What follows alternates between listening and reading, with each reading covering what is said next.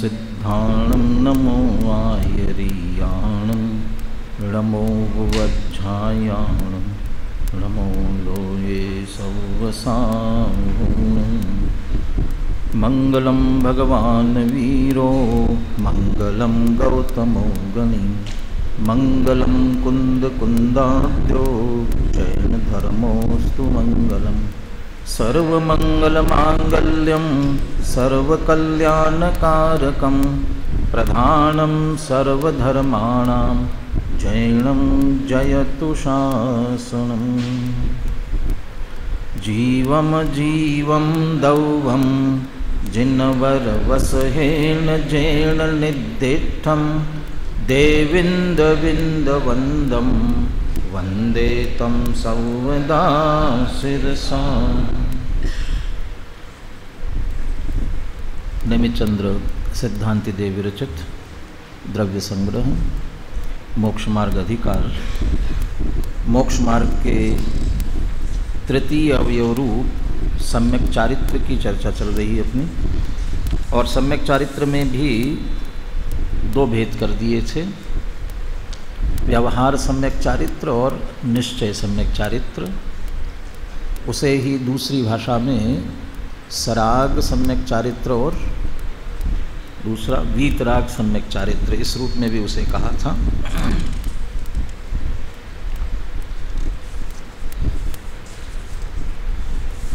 223 page पर 46वीं गाथा।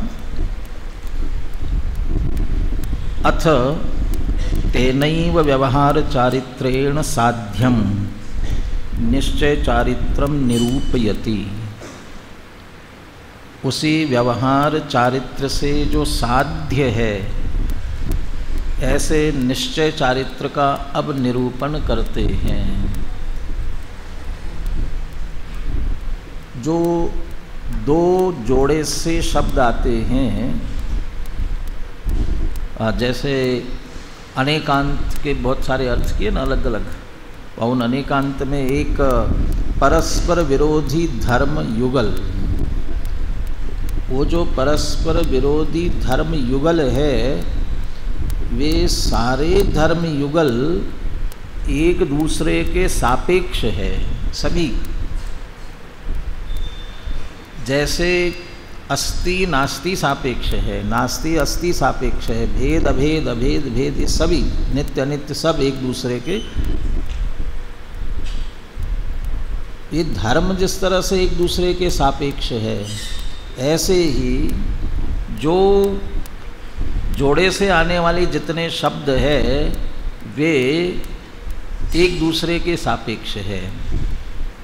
प्रतिपाद्य प्रतिपादक, ज्ञेय ज्ञायक, ये सभी जितने भी लगा लेना। आराध्य आराधक, उपास्य उपासक, उपाय उपेय, जितने जितने सारे शब्द लगा लेना। यहाँ साध्य साधक शब्द की बात चल रही है।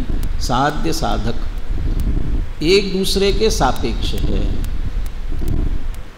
यहाँ मैं चर्चा क्यों कर रहा हूँ, यहाँ व्यवहार चारित्र को साधक कहा और निश्चय चारित्र को साध्य कहा। साध्य साधक एक दूसरे के सापेक्ष है।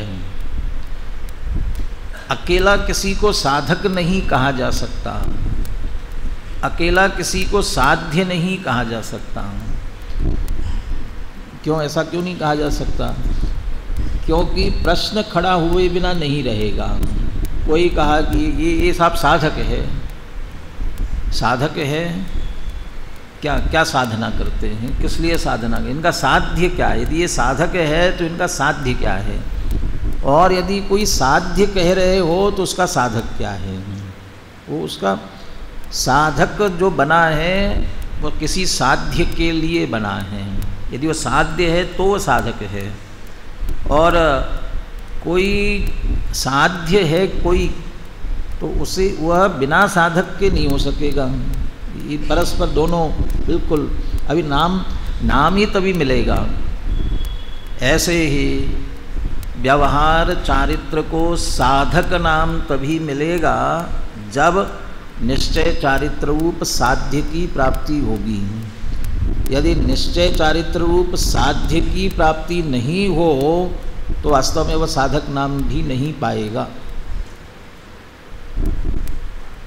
निमित्त उपादान, निमित्त उपादान में ये जिनेंद्र भगवान की प्रतिमा निमित्त है।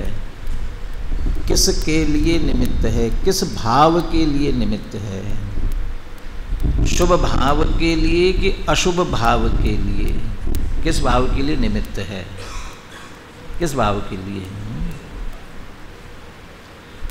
सोने की प्रतिमा मंदिर में हो, अभी तो अपन ने स्फटिक मणि की और रत्नों की प्रतिमा विराजमान की। बहुत पहले से भी विकल्प थे, विचार थे, सामने से ऑफर थे, प्रतिमा देने के लिए तैयार थे, लेकिन इसीलिए विराजमान नहीं किया जाता था। कौन रखवाली करे? तो रखवाली करना पड़ेगी। तो किस बात के लिए? कोई चुरा के नहीं ले जाए। तो इसका मतलब भगवान को देख करके चोरी का भाव भी आ सकता है। तो भगवान को देख करके चोरी का भाव आ रहा है तो अशुभ भाव कि शुभ भाव? तो भगवान कौन से भाव में निमित्त बने हैं? हम तो कहते शुभ भाव के निमित्त है। शुभ भाव के बहुत सारे निमित्तों में हम देव पूजा, गुरु उपासना, स्वाध्याय, संयम, तप, दान ये सब कहते हैं। ये सब है क्या जरूरी? उनके से यही भाव होवे ये जरूरी है क्या? वो शुभ भाव का निमित्त तब कहलाएगा जब कोई उनको आश्रय बना करके शुभ भाव रूप से परिणमित होगा। किसी के उपादानगत योग्यता में शुभ भाव का परिणमन हो तब उसका लक्ष्य क्या था, उसका आश्रय क्या था, उस पर निमित्त पने का आरोप आएगा। जब उपादान में हो तो निमित्त का आरोप आएगा। ऐसे ही जब साध्य हो तो साधक कहलाएगा। निश्चय चारित्र रूप साध्य की सिद्धि हो रही हो तो साधक कहलाएगा, अन्यथा साधक भी नहीं कहलाएगा। नहीं हो पाया तो छोड़ दे। नहीं, छोड़ने की बात नहीं कर रहे हैं कि साहब हमको तो वहाँ से ले लीजिए। तो मुनिराज की मुख्यता से वर्णन है, आगे तक जितनी चर्चा है, ध्यान की भी जितनी चर्चा है, मुनिराज की मुख्यता से है। इसीलिए पिछली गाथा की टीका में टीकाकार ने वद समिधि गुत्ती रूवम गाथा में कहा ये मुनिराज का चारित्र था, व्यवहार चारित्र, सराग चारित्र। लेकिन टीकाकार ने गृहस्थ के चारित्र का भी वर्णन किया, गृहस्थ के भी हो सकता है। समय सार में एक कलश आता है, 14वां कलश।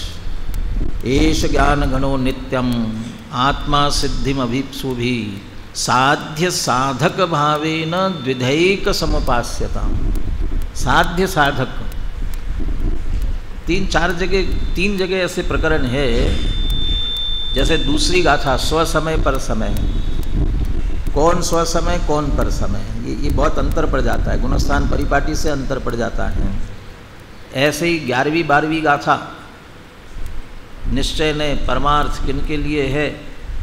जो शुद्ध भाव में स्थित है उनके लिए। और नीचे के अपरम भाव, परम भाव अपरम भाव कहाँ? जो अपरम भाव में स्थित है व्यवहार से उपदिष्ट है, और जो परम भाव में स्थित है वे शुद्ध ने, उनके लिए शुद्ध ने ज्ञातव्य है। और परम भाव में स्थित उनके लिए शुद्ध ने, अपरम भाव में स्थित उनके लिए व्यवहार ने। कौन अपरम भाव में, कौन परम भाव में, इसमें बहुत अपेक्षा है, सापेक्ष कथन है। ऐसे यहाँ वो 14वें कलश में साध्य साधक भावे न, कौन साध्य भाव से समुपास्यताम, कौन साध्य भाव से उपासना कर रहा है और कौन साधक भाव से उपासना कर रहा है। साधक कौन, साध्य कौन? साध्य भाव वाला, साधक भाव वाला कौन? तो सिद्ध भगवान, अरहंत भगवान साध्य साधक भाव दोनों प्रकार से उपासना कर रहे हैं। या साध्य भाव से उपासना, साधक भाव गौण कर दीजिए उन्हें, साध्य भाव जो साध्य भाव प्रकट करना था। 16 ताव से शुद्ध हुए स्वर्ण की तरह ऊपरिम वर्णिका वाले स्वर्ण की प्राप्ति जिन्हें हो चुकी है, उन्हें उसके नीचे नीचे वाले वर्ण वाले स्वर्ण की क्या आवश्यकता है, क्या प्रयोजन है उससे? वो अकेला उनको वही प्राप्तव्य है, वो उनको मिल रहा है। ऐसे ही अरहंत सिद्ध भगवंतों को परिपूर्ण आत्मद्रव्य प्राप्त हो गया, वो उसमें ही लीन हुए, हो गया ना। अब तो आत्मा की उपासना नहीं कर रहे हैं। ध्यान देही की चर्चा में भी पवैया जी ने किसी पूजन की जयमाला में वो ऐसा लिखा था, आर्त ध्यान कहाँ तक होता है, धर्म शुक्ल ध्यान कहाँ तक होता है, ये पूरा ऐसा वर्णन किया।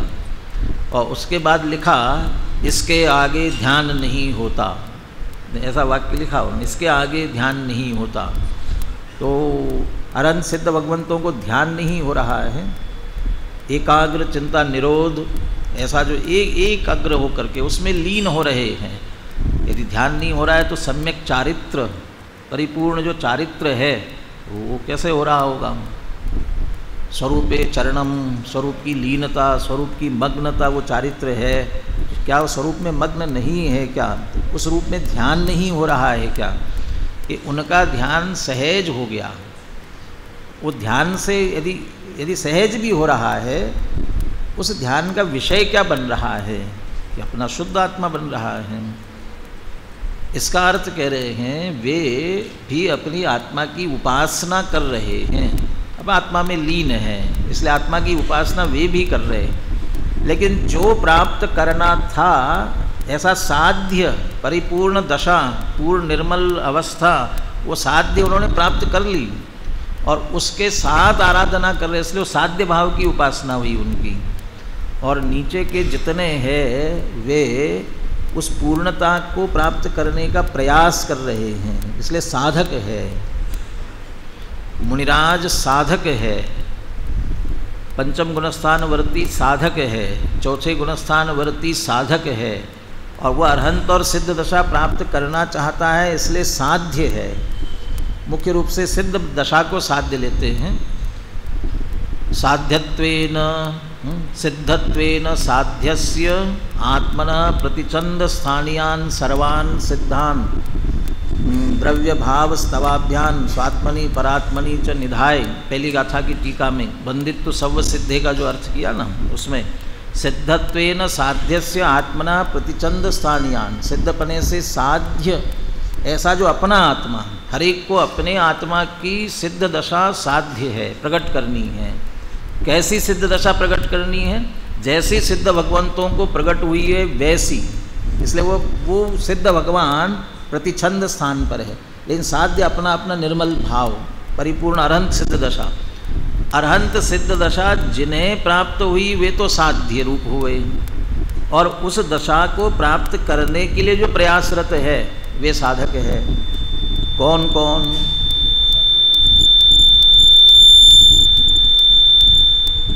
चौथे गुणस्थान से लेकर के 12वें गुणस्थान तक साधक है। 13वें गुणस्थान से समझ लो साध्य हो गए। अब कहते हैं जो मिथ्या दृष्टि है चौथे गुणस्थान पहले गुणस्थान में है, वह साधक बन सकता है कि नहीं बन सकता? वह साधक हो सकता है कि नहीं? क्या वो भी साधक हो सकता है, लेकिन किस बात का? कि अरहंत सिद्ध बनने का। ये अरहंत सिद्ध बनने का मार्ग ही उसको नहीं मिला है, तो वो कैसे साधना कैसे करेगा? इसलिए उसके लिए सम्यक दर्शन साध्य होगा। तत्रादौ सम्यक्त्वं समुपाश्रयणीय अखिल यत्नेन, सारा प्रयत्न करके सबसे पहले किसकी उपासना करो, क्या प्राप्त करो सबसे पहले? कि सम्यक दर्शन। समस्त प्रथम गुणस्थानवर्ती जीवों का साध्य सम्यक दर्शन है पहले। सम्यक दर्शन के बिना मोक्ष मार्ग प्रारंभ ही नहीं होता, इसलिए पहला साध्य सम्यक दर्शन है। अब ये बात अलग है कि सम्यक दर्शन आत्मा के लक्ष्य से होता है, इसलिए ये कहे कि आत्मा साध्य, आत्मा का लक्ष्य करना है, आत्मा का आश्रय करना है। जो वह मिथ्या दृष्टि अज्ञानी जितना जो कुछ भी प्रयास करता है, जिस प्रकार से जिस आत्मा के लक्ष्य से, आत्मश्रद्धान से सम्यक दर्शन होता है, उस आत्मा को जानने के लिए, पहचानने के लिए, उसमें लीन होने के लिए जितना प्रयास करता है वह सब उसकी साधना में चला जाता है। वो सब साधना है, अभी कुछ नहीं हुआ तब भी वो सब साधना में आ जाएगा। परंतु एक आत्मा के लक्ष्य से होना चाहिए तो साधना में आएगा। यदि आत्मा के लक्ष्य के अलावा, आत्मा के लक्ष्य से सम्यक दर्शन प्रकट करने के लक्ष्य के अलावा और कोई भी भावना हुई तो साधना में नहीं आएगा, वो फिर साधक नहीं कहलाएगा, वो साधना के अंतर्गत आ सकता है। चर्चा यहाँ से प्रारंभ की थी, जब साध्य की प्राप्ति होती है तब किए गए प्रयास उसके पूर्व वाले में साधक पने का आरोप आता है। अभी तो सम्यक दर्शन की प्राप्ति नहीं हुई। टोडरमल जी एक तरफ गारंटी देते हैं और दूसरी तरफ शर्त लगाते हैं, वार्निंग देते हैं साथ में। गारंटी ये देते हैं, हम जैसा कह रहे वैसा करोगे तो निश्चित सम्यक की प्राप्ति होगी, और ऐसा नहीं करोगे तो होगी नहीं। अब पहले ऐसी गारंटी दे दी। देखो तत्व विचार की महिमा, तत्व विचार रहित देवादिक की प्रतीति करे, बहुत शास्त्रों का अभ्यास करे और व्रतादि का पालन करे तो भी सम्यक्त्व का अधिकारी नहीं है, और तत्व विचार वाला इनके बिना भी सम्यक्त्व का अधिकारी है। बिल्कुल जो तत्व विचार करेगा वह सम्यक्त्व का अधिकारी है, तो सम्यक प्राप्त हो जाएगा ना उसे। भारत का प्रत्येक नागरिक, उसके साथ साथ जो भी उसके कभी जेल नहीं गया और जो भी होते हैं ना, 18 वर्ष से ऊपर का हो, पागल ना हो, और जो जो शर्त है उसके साथ में, ऐसे जितने भारत के नागरिक हैं वे सब राष्ट्रपति बन सकते हैं कि नहीं बन सकते? वे सब के सब प्रधानमंत्री बन सकते हैं कि नहीं बन सकते? तो ये सब के सब प्रधानमंत्री बनने के अधिकारी है, तो अधिकारी है तो सब बन जाए ना। साहब सब प्रधानमंत्री बनने के अधिकारी है, परंतु क्या करना पड़ेगा? चुनाव में खड़े रहो, पहले खुद जीत करके आओ, फिर जितने जीत चुके हैं उनका मन जीतो, उनके वो बनो तो जाके बन पाओगे। लेकिन अधिकारी तो ऐसे कहते इनके बिना भी सम्यक्त्व का अधिकारी तो है, परंतु तत्व विचार करने वाले का जब अधिकारी है तो मिल जाएगा ना, मिल जाएगा, परंतु दर्शन मोह के उपशमादि होंगे तो होगा। दर्शन मोह के उपशमादि नहीं होंगे तो सम्यक प्राप्त होने वाला नहीं है। तो फिर ऐसे ही कह देते ना पहले कि दर्शन मोह के उपशमादि जो करेगा उसे सम्यक प्राप्त होगा, तो हम दर्शन मोह के उपशम के लिए प्रयास करते हैं। तत्व विचार की महिमा बताते हुए यही कहा है कि दर्शन मोह के उपशमादि किससे होंगे और किससे नहीं होंगे। दर्शन मोह के उपशमादि किससे होंगे और किससे नहीं होंगे, ये बात भी समझ में नहीं आती है। आप समझ लो इसको, व्यवहार चारित्र के पिछले गाथा के संदर्भ में ही बात समझ लेना। उसके साथ में देवादिक की प्रतीति करे, सच्चे देवादिक की, अन्य देवादिक की प्रतीति की बात नहीं, सच्चे देवादिक की प्रतीति करे। जिनवाणी जैन शास्त्रों का अभ्यास करे, बहुत शास्त्रों का अभ्यास करे, व्रतादि का पालन करे। क्या दर्शन मोह के उपशमादि नहीं हो सकते हैं? ऐसा करने वाले के दर्शन मोह के उपशमादि नहीं हो सकते? वो जो शर्त लगाई जा रही है वो तत्व विचार की लगाई जा रही है। तत्व विचार रहित कह रहे हैं, तत्व विचार रहित।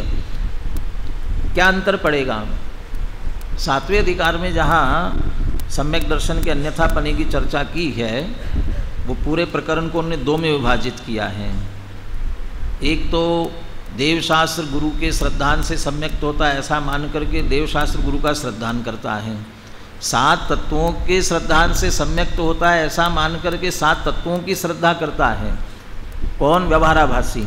कौन सा व्यवहाराभासी? धर्म बुद्धि से धर्म धारक व्यवहाराभासी। धर्म बुद्धि से धर्म धारण करने जा रहा है और कोई बुद्धि उसे नहीं है।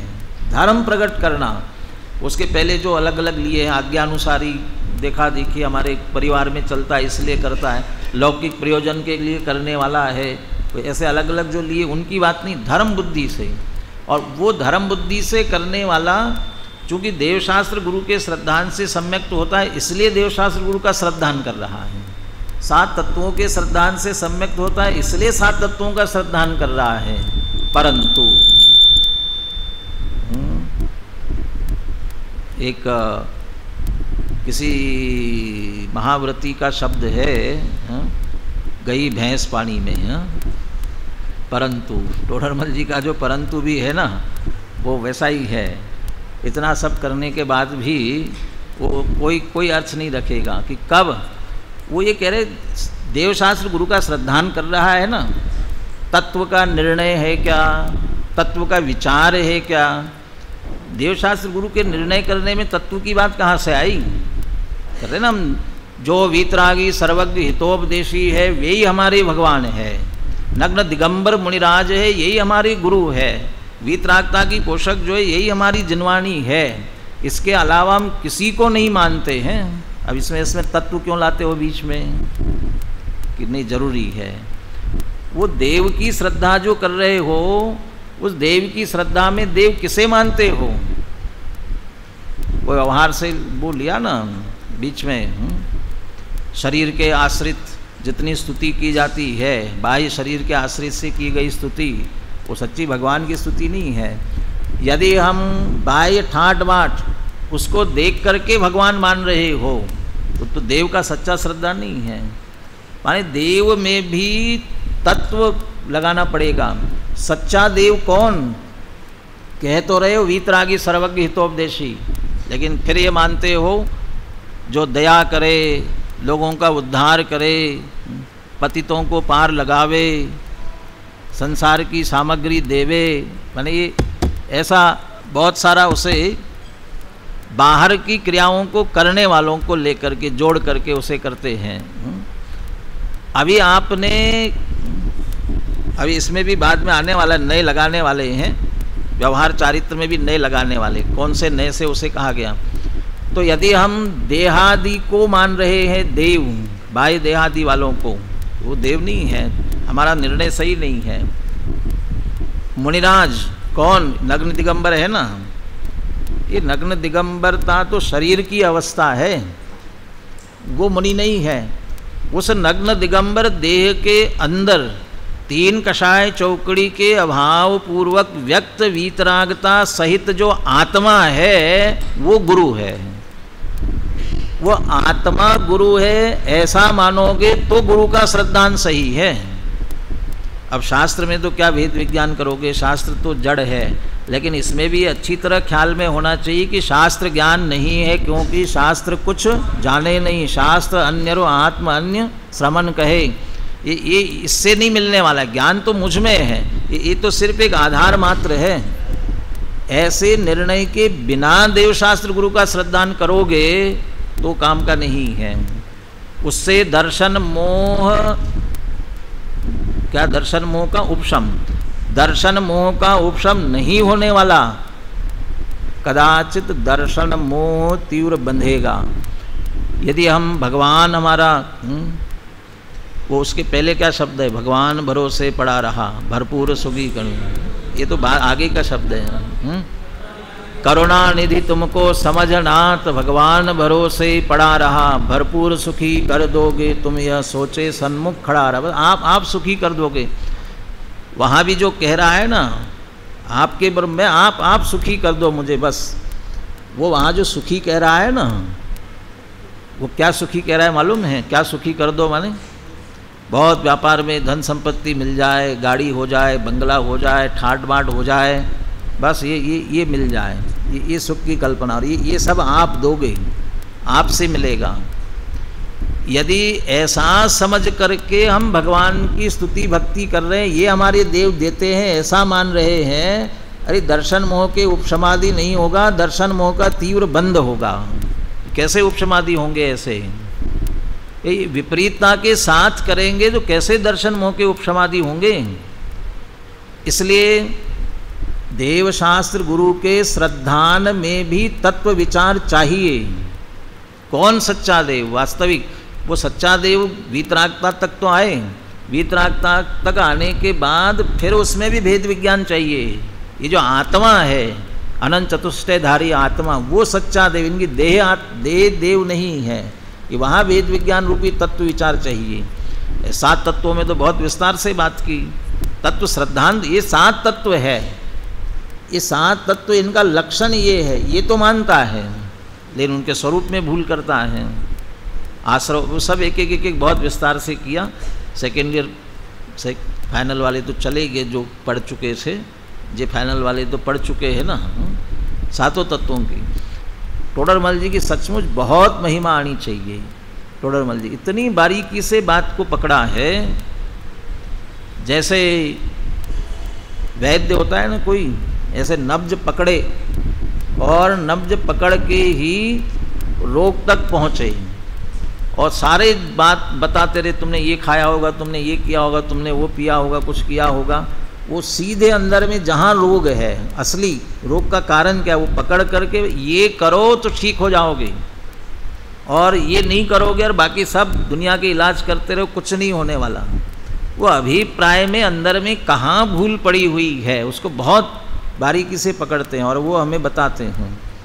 और सचमुच उसके अनुसार यदि हम अपने परिणाम, एक क्रिया तो हो रही है, होती है, किए बिना रहता नहीं है। जगत का कोई जीव महापापी है ही नहीं।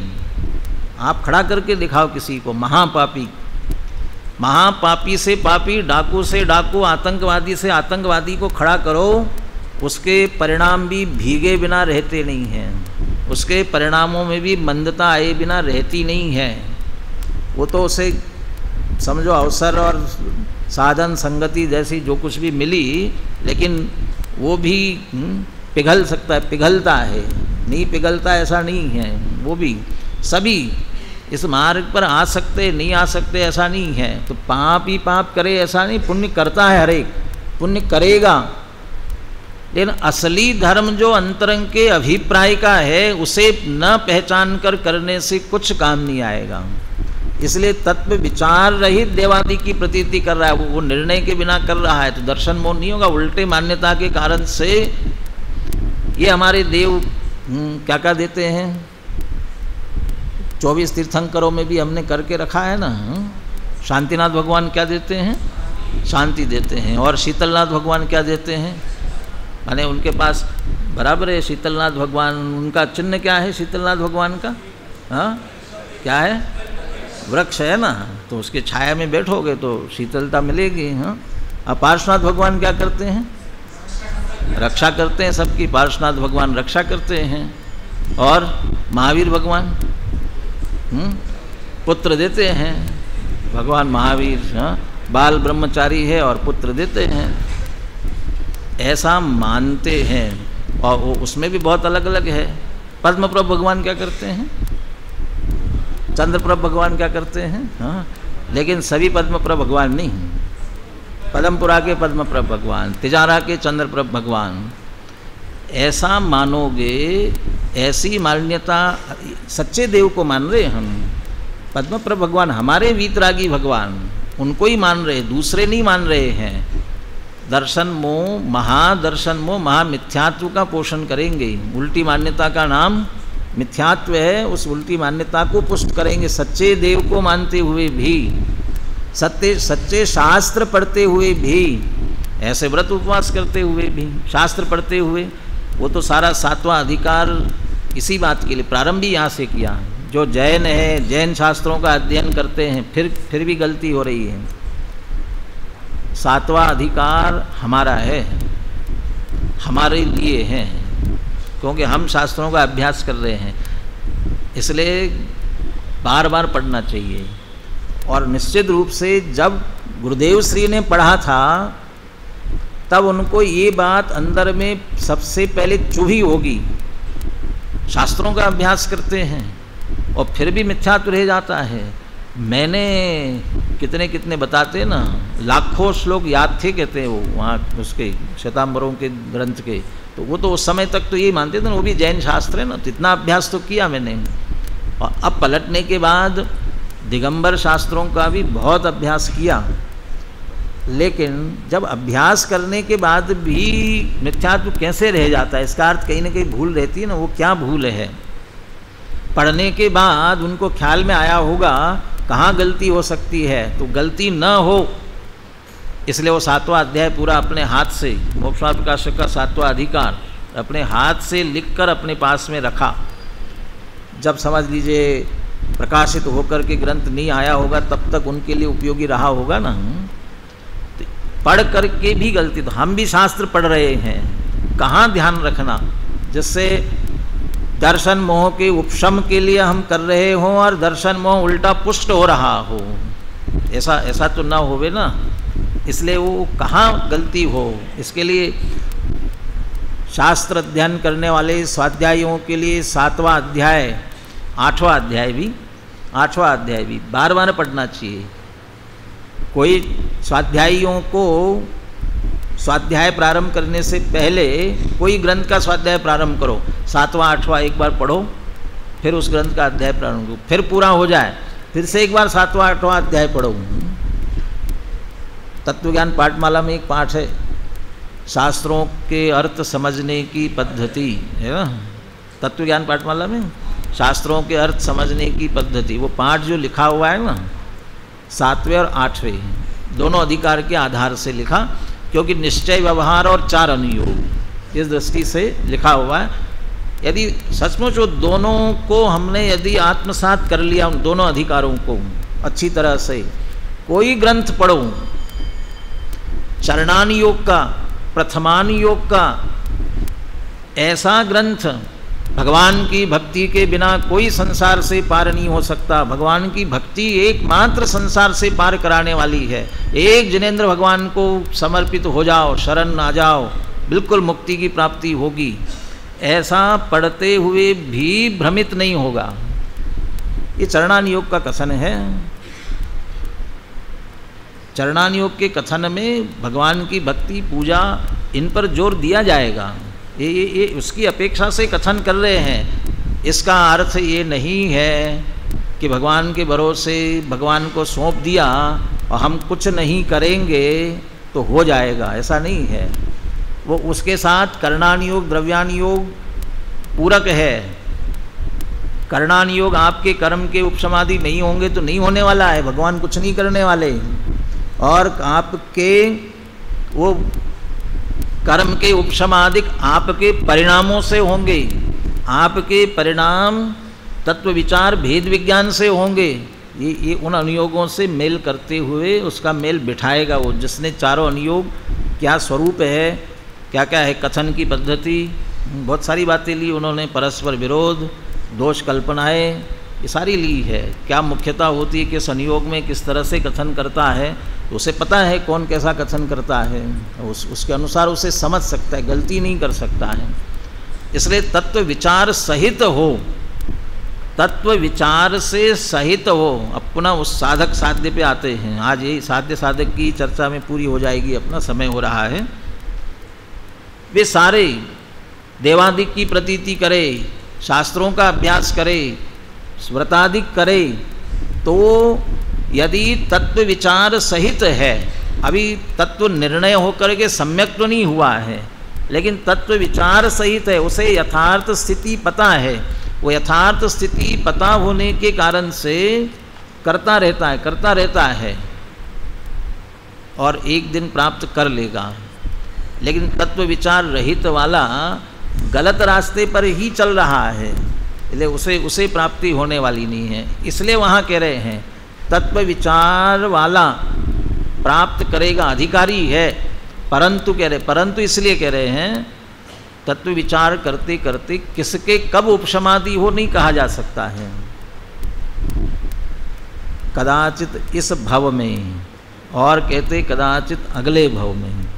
इसी भव में हो जाए जरूरी नहीं है, कदाचित अगले भव में। इतना लंबा सौदा मंजूर है, इस भव में नहीं अगले भव में। ठीक है सौदा मंजूर नहीं, कैंसिल कर दो।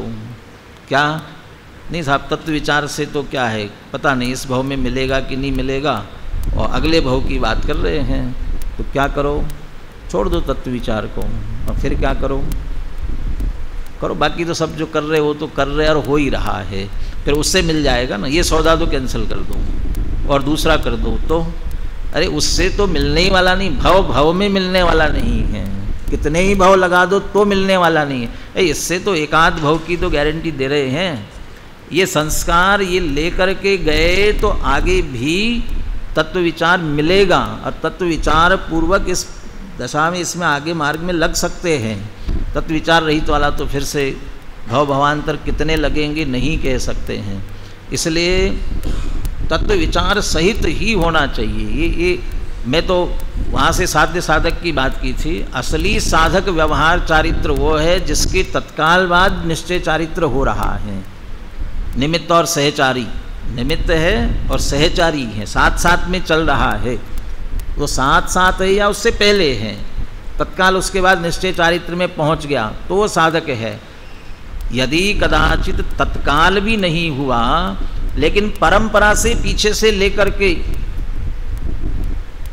3 प्रकार का उपादान है, 3 प्रकार का उपादान।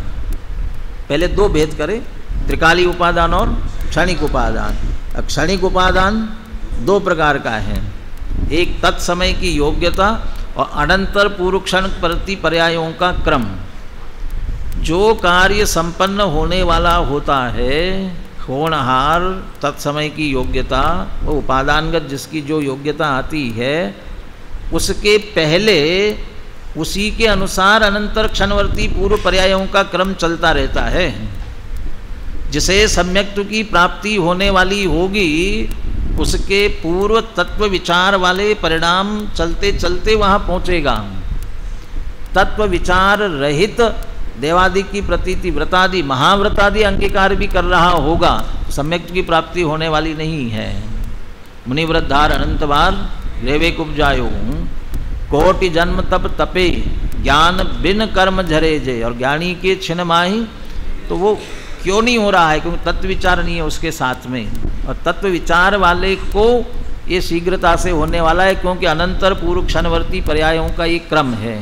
वो उसके अनंतर पूर्व क्षणवर्ती पर्यायों के क्रम में तत्व विचार शामिल है। तत्व विचार करते करते उधर आगे बढ़ने वाला है। एक आत्मा को ऊर्ध्व रख करके हम देवादिक की प्रतीति करते हैं, शास्त्रों का अभ्यास करते हैं और व्रतादिक अंगीकार करते हैं, तो वह परंपरा से साधक कहा जा सकता है। परंपरा से, उसके लिए हम कर रहे हैं। और यदि, क्योंकि आत्मा के लक्ष्य से माने सम्यक्त्व की प्राप्ति से, सम्यक्त्व की प्राप्ति है मोक्ष मार्ग की प्राप्ति, मुक्ति की प्राप्ति, वो उसको साध्य बना करके यदि कर रहे हैं तो वह सभी तत्काल नहीं हुआ, लेकिन परंपरा से साधक पने का आरोप उस पर आ सकता है। लेकिन जिसका लक्ष्य ही न हो तो उसमें साधक पने का आरोप भी नहीं आ सकता है। एक पाश्चात्य दार्शनिक का वाक्य कह करके मैं चर्चा पूरी करता हूँ, पहले भी सुनाया है। वुड्रो विल्सन या ऐसा कुछ नाम है, उसने लिखा है, मैं उस कार्य में असफल होना पसंद करता हूँ जो नियम से अंत में जाकर के सफल होगा, बजाय उस कार्य में सफल होने के जो अंत में जाकर के असफल होने वाला है। जो कार्य अंत में जाकर के असफल होने वाला हो, उस कार्य में अभी सफलता प्राप्त करने की बजाय उस कार्य में असफल होना पसंद करूँगा जो अंत में जाकर के सफल होने वाला है। कितना भी शुभ भाव, शुभ क्रिया, पुण्य, ठाट बाट सब करते रहो, मुक्ति की प्राप्ति होगी क्या? मुक्ति की प्राप्ति होने वाली है क्या? इस पुण्य शुभ भाव की क्रिया में जो उत्कृष्ट से उत्कृष्ट ऐसी सफलता हासिल कर ली कि मैंने निर्दोष, निरतिचार, बिल्कुल बिना दोष लगाए मुनि दशा का अंगीकार कर लिया और सफल हो गया मैं इसमें, मुनिवृद्धार अनंत बार ग्रेवे उपजायो, पै निज आत्म ज्ञान बिना सुख लेश न पायो। इसका अर्थ ये अंत में असफल होने वाला है। तो इसमें सफलता हासिल करके कुछ नहीं मिलने वाला, बल्कि वो तत्व विचार, तत्व निर्णय, उससे अभी तत्काल सम्यक दर्शन की प्राप्ति नहीं हुई, असफलता मिली। इस भाव में मैंने खूब प्रयास किया, मुझे नहीं मिली, सम्यक की प्राप्ति हुई नहीं हुई, सफलता नहीं मिली, असफल हो गया मैं। कोई बात नहीं है, असफल हुआ हूँ, लेकिन मार्ग यही है, इसी से होने वाला है। भले ही मैं असफल हुआ हूँ, लेकिन एक बार अंत में जाकर के यही सफल होने वाला है, इसलिए मैं इसमें असफल होना पसंद करूँगा और इसी मार्ग पर लगा रहूँगा। विद्यार्थी एक है, पास होने के लिए 10 तरह के तिकड़म लगाता है। गुरुजी के पास जाता है, कॉपी किसके पास गई देखता है, मार्क्स चढ़ाने वाला कौन है देखता है, नकली मार्कशीट मिल सकती है क्या देखता है। ये 10 तरह की तिकड़में लगाता है।